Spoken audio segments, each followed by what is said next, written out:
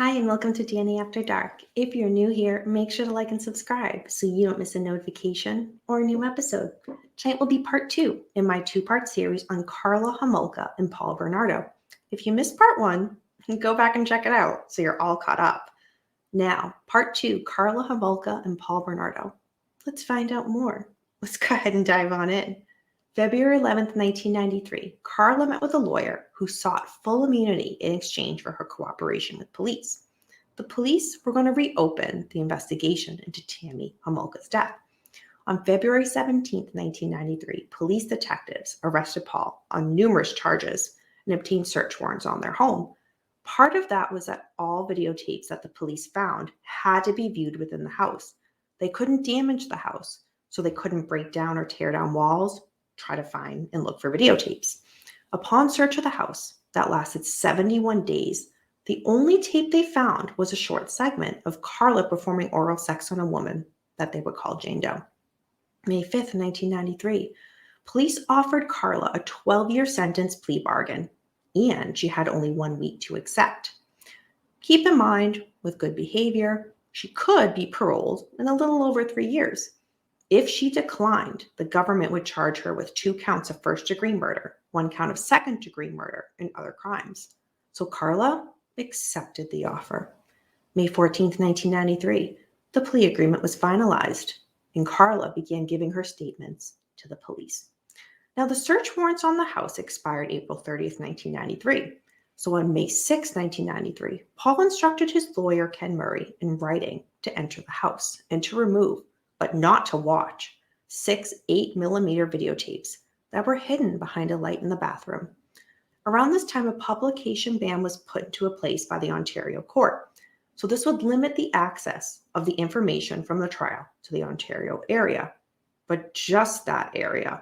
Keep in mind, American journalists, they were going to write about this and cite the First Amendment, and the information was going to be widely distributed on many internet websites. May 17, 1993, Karla led police through the house, leading them to find important DNA evidence, as well as a receipt for the cement that Paul bought for Leslie Mahaffey's murder. May 18, 1993, Karla was arraigned on 2 counts of manslaughter, while Paul was charged with a whole slew of stuff. 2 counts each of kidnapping, unlawful confinement, aggravated sexual assault, first-degree murder, and 1 charge of dismemberment. That same day, Paul's lawyer decided to watch the tapes, and then he decided he would hold on to the tapes, try to use them to impeach Karla when she would take the stand in Paul's trial. His lawyer was not an experienced criminal lawyer, and he was now withholding evidence.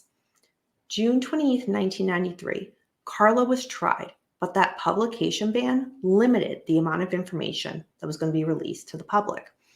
So nobody knew, except for Paul and his attorney, and of course Karla, that Paul's tapes showed Karla sexually assaulting 4 female victims, having sex with a female prostitute in Atlantic City, and drugging an unconscious victim. In the summer of 1994, Paul's lawyer now became concerned about the ethical problems that had arisen in connection with him having these tapes. So the Law Society directed him to remove himself as Paul's counsel, to seal the tapes in a package and turn them over to the judge that presided Paul's trial. September 12, 1994, Paul's trial resumed. He was given a new defense lawyer. But the argument again was that the tapes should have been turned over. The news that a huge key piece of evidence had been kept from the police for so long, it created an uproar. Especially the public was going to realize that Karla was Paul's willing accomplice. The tapes were never going to be shown to the public. Only the audio portion was going to be released. Karla's plea bargain, keep in mind, it was offered before the contents of the tapes were available. The public belief was now going to be that Karla, she was knowing where those tapes were hidden. She was going to try to conceal her real involvement and claim to be under Paul's control, part of trying to get a plea bargain. The authorities, however, they said it was a case of the lesser of 2 evils. They were in a situation where they wanted a violent and dangerous offender, Paul Bernardo, to be prosecuted. During the trial, Paul claimed that the deaths of these women were accidental. Then he's changed his story, that his wife was the actual killer. September 1st, 1995, Paul was convicted on all the charges against him regarding the kidnappings, rapes, and murders of Leslie Mahaffey and Kristen French. He would also face the trials and the death of Tammy Homolka and under the serial rapes in Scarborough. Under Canadian law, Paul can apply for parole after 25 years in prison. After Karla's 1995 testimony against Paul, she returned to the Kingston's Prison for Women. But in 97, she would be switched to the Joliet Institution, known as Club Fed, because her mother was closer to there and she was starting to have nervous breakdowns between Thanksgiving and Christmas, which required her to be hospitalized. In Joliet, Karla had a sexual affair with a fellow inmate, Linda Verano, who was serving time for a series of armed robberies. Now, Karla was going to once again create a media uproar. She started taking classes, sociology courses, at a nearby college, Queen's University. Although she was required to pay her own fees, actually someone was paying for her, she was able to graduate with a bachelor's degree in psychology from Queen's.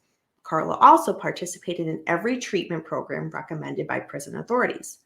September 21st, 2000, the Supreme Court of Canada refused to hear an appeal from Paul Bernardo.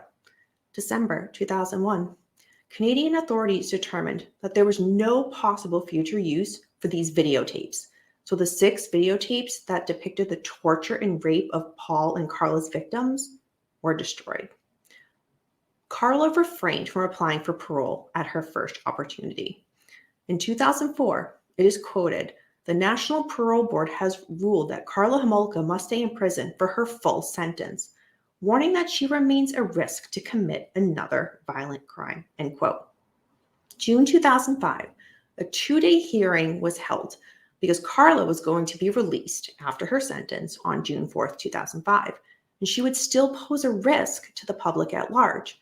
As a result, under Section 810.2, the Criminal Code placed these following conditions under Karla's release. 1, she was to tell police her home address, work address, and who lived with her. 2, she would be required to notify police as soon as any of the above changed. 3, she would likewise be required to notify police of any changes to her name. 4, if she planned to be away from her home for more than 48 hours, she would have to give the police 72 hours notice. 5, she could not contact Paul Bernardo, the families of Leslie Mahaffey and Kristen French, any violent criminals, or the woman only known as Jane Doe. 6, she would be forbidden to be with people under the age of 16 and to consume drugs other than prescription medicine. 7, she'd be required to continue therapy and counseling. And lastly, 8, she would be required to provide police with a DNA sample. There would be a penalty of a maximum of 2-year prison term if she violated any of these orders. This would try to reassure the public that even though Karla may be likely to offend again, this would keep her in line because she was going to have such a high-profile release. She was already receiving death notices sent to her while she was in prison.